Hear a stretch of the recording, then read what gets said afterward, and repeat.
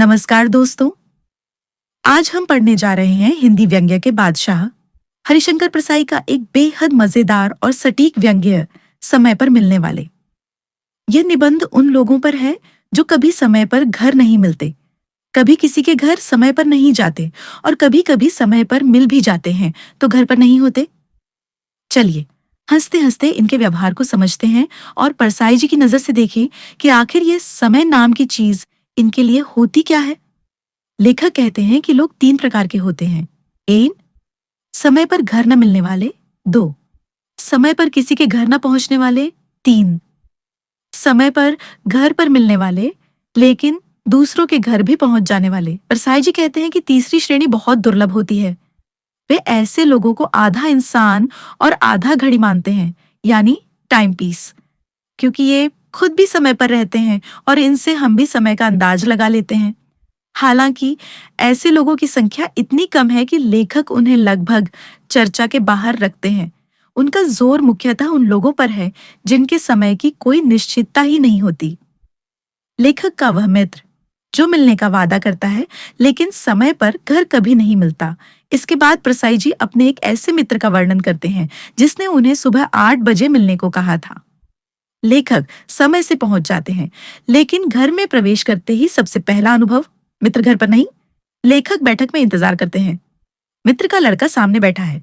लेखक उससे सवाल पूछते हैं, पापा कहाँ गए हैं? जवाब, पता नहीं। कब आएंगे? जवाब, पता नहीं। कुछ कहकर गए थे? जवाब, कुछ नहीं।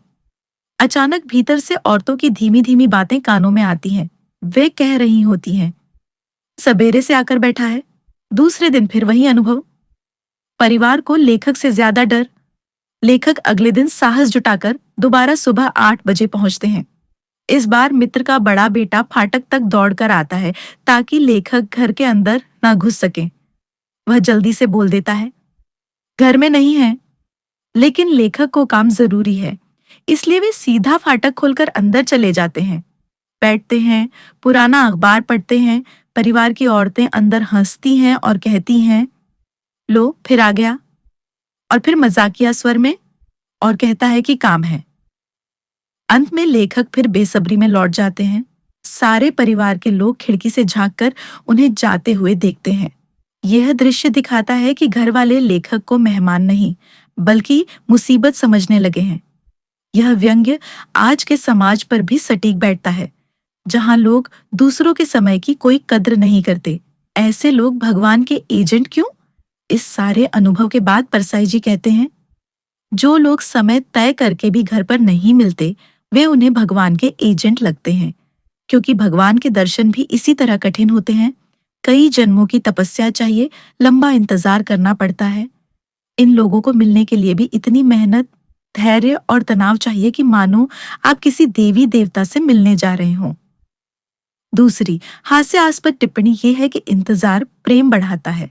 लेखक मजाक में कहते हैं, इनके घर के बाहर इतना इंतजार करने के बाद जब वे कहीं मिल ही जाते हैं तो दिल में अजीब सी भक्ति पैदा हो जाती है।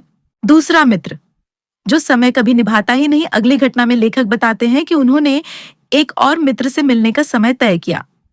उस मित्र की आदत थी कि जिस समय कहे उस समय हरगिज नहीं आएगा। यदि वह कहे कि शाम 7 बजे आऊंगा तो वह अगले दिन सुबह भी आ सकता है, और यदि आने को कहा है तो शायद वह रास्ते में किसी और के घर चला जाए। जो पहले मिल जाए उसी का हो जाता है।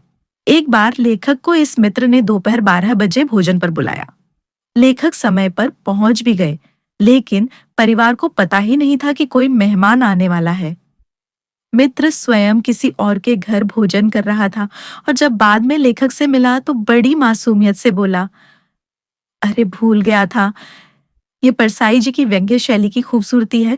वह ऐसा हास्य रचते हैं जिसे सुनकर हंसी भी आती है और समाज की सच्चाई का एहसास भी होता है। ऐसे लोग समय को महत्व क्यों नहीं देते?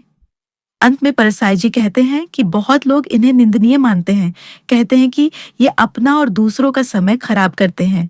लेकिन लेखक उनके बारे में हास्य से कहते हैं, ये लोग ज्ञानी हैं, क्योंकि इनके अनुसार काम अनंत है, आत्मा अमर है। आज नहीं तो कल इस जन्म में नहीं तो अगले जन्म में, और अगर मनुष्य जन्म न मिले तो मेंढक बनकर भी काम पूरे कर लेंगे। ये मजाक में कहा गया गहरा व्यंग्य है कि ऐसे लोग समय को गंभीरता से नहीं लेते। तो दोस्तों, हरिशंकर परसाई जी ने इस व्यंग्य के माध्यम से हमारे आसपास के उन लोगों पर तंज कसा है जो कभी समय पर नहीं मिलते। हंसाते हंसाते ये निबंध हमें यह भी सिखाता है कि समय की कद्र करना कितना जरूरी है और दूसरों का समय खराब करना कोई स्मार्टनेस नहीं है। अगर आपको यह व्याख्या पसंद आई हो तो वीडियो को लाइक ही करें, चैनल को सब्सक्राइब करें और कमेंट में बताइए, क्या आपके जीवन में भी ऐसे समय पर न मिलने वाले लोग हैं? मिलते हैं अगले वीडियो में। धन्यवाद।